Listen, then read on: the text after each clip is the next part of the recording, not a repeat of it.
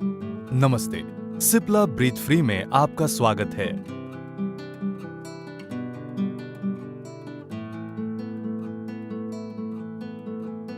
नमस्ते, अब हम आपको ये दिखाएंगे कि आप अपने नेबुलाइजर का सही ढंग से प्रयोग कैसे करें। नेबुलाइजर एक ऐसा यंत्र है जो तरल औषधि को बाष्प में बदल देता है, जिसे मरीज श्वास द्वारा ग्रहण करता है। इस पूरी प्रक्रिया को 5 सूत्रों में समझाया जाएगा। नेबुलाइजर के हिस्से, नेबुलाइजर को जोड़ना, नेबुलाइजर का प्रयोग करना, नेबुलाइजर की साफ सफाई और उसका रखरखाव। महत्वपूर्ण निर्देश। नेबुलाइजर के हिस्से।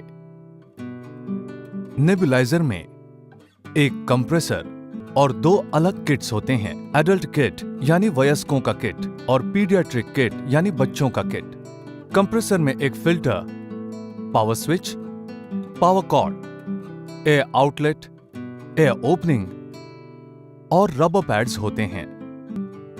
एडल्ट किट में एक adult mask, mouth piece, cap, baffle, medication chamber और ट्यूबिंग होता है। नेबुलाइजर के प्रयोग से पहले कृपया निर्माता द्वारा उपलब्ध कराई गई उपयोगकर्ता पुस्तिका पढ़ लें।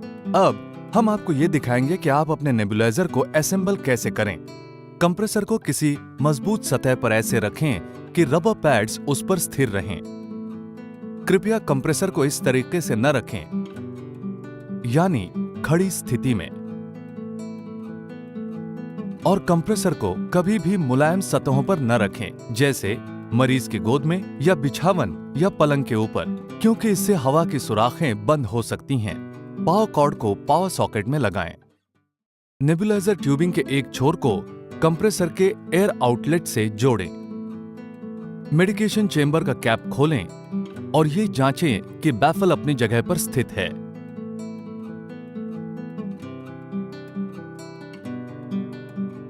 रेस्प्यूल को प्रकाश संरक्षित पाउच से निकालें। रेस्प्यूल एक प्रयोग के लिए तैयार एम्प्यूल है जिसमें दवा रहती है। रेस्प्यूल को खोलने के लिए उसे ऐंठें और तरल औषधि को मेडिकेशन चेंबर में उंडेलें।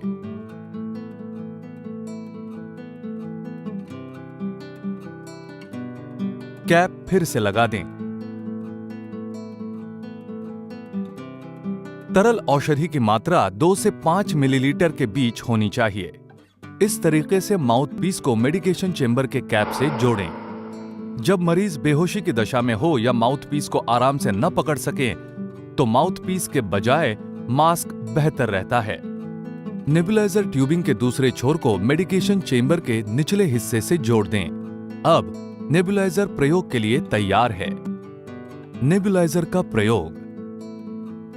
माउथपीस को इस तरीके से अपने मुंह में रखें। पावर और कंप्रेसर का स्विच ऑन करें। दवा की एक बारीक भाप निकलती है, जिसे गहराई से सांस में लिया जा सकता है और धीरे धीरे मुंह से। दवा को सांस से अंदर लेने के बाद सांस को जरा रोके रहने से दवा फेफड़ों में अधिकतम रूप से अवशोषित हो पाती है। धीरे धीरे सांस बाहर निकालें। नेबुलाइजेशन की यह प्रक्रिया करीब 5 से 10 मिनट तक चलने दें, जब तक कि नेबुलाइजर सिस्टम से फटफटाहट जैसी आवाज न सुनाई पड़ने लगे।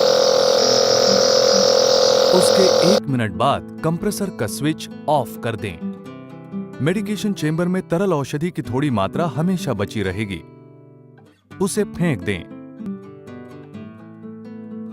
पावर स्विच को ऑफ करें और पावर कॉर्ड को पावर सॉकेट से बाहर निकाल दें। नेबुलाइजर की साफ सफाई और उसका रखरखाव। संक्रमण की संभावित जोखिम से बचने के लिए प्रत्येक प्रयोग के बाद नेबुलाइजर की साफ सफाई की जानी चाहिए। कंप्रेसर की सफाई। कंप्रेसर के बाहरी हिस्से को साफ कपड़े से नियमित रूप से साफ किया करें, ताकि उस पर धूल न बैठे। जब फिल्टर एकदम बदरंग हो जाए तो उसे बदल दिया जाना चाहिए।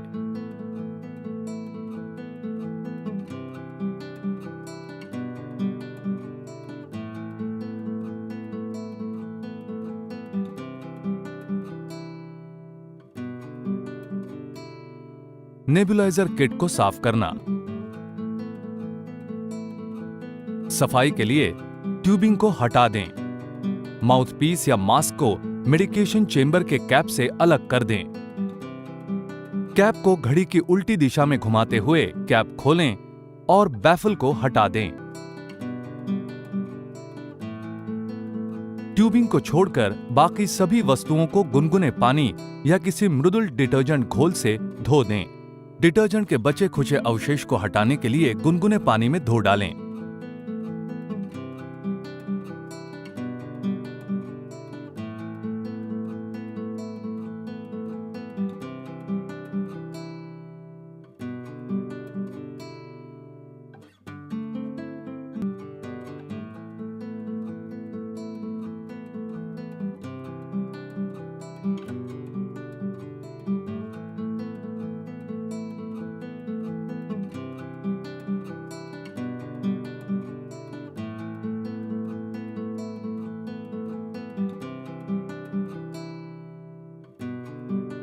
हवा में सूख जाने दें।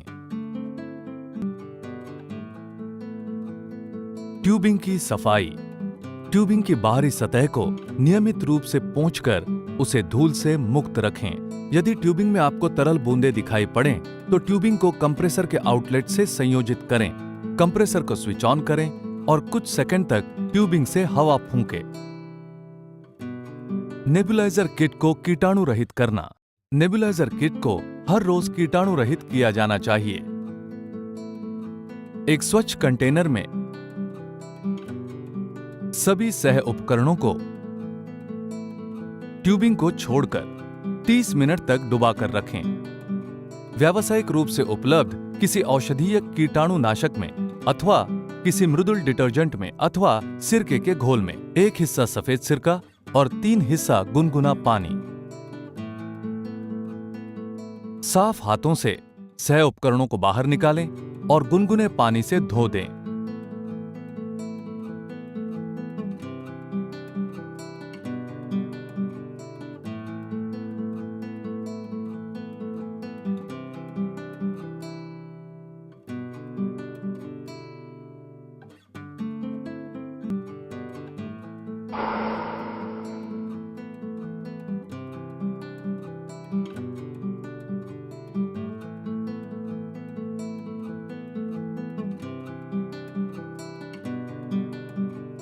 उसके बाद हवा में सूखने दें। महत्वपूर्ण निर्देश। कंप्रेसर को पानी में न रखें या उसे पानी अथवा अन्य किसी तरल पदार्थ में न गिरने दें। फिल्टर को धोएं नहीं और न ही उसका दोबारा इस्तेमाल करें। उसकी जगह कॉटन जैसी अन्य वस्तुओं का भी प्रयोग न करें। इससे कंप्रेसर को क्षति पहुंचेगी। कोई भी दरार उत्पन्न होने पर सह उपकरणों को बदल दें। यह सुनिश्चित करें कि समुचित नेबुलाइजेशन के लिए चेंबर में दवाई की मात्रा 2 से 5 ml के बीच रहे। प्रयोग में न होने की स्थिति में रेस्प्यूल्स को हमेशा निर्माता द्वारा प्रदत्त प्रकाश संरक्षित पाउच में ही रखें।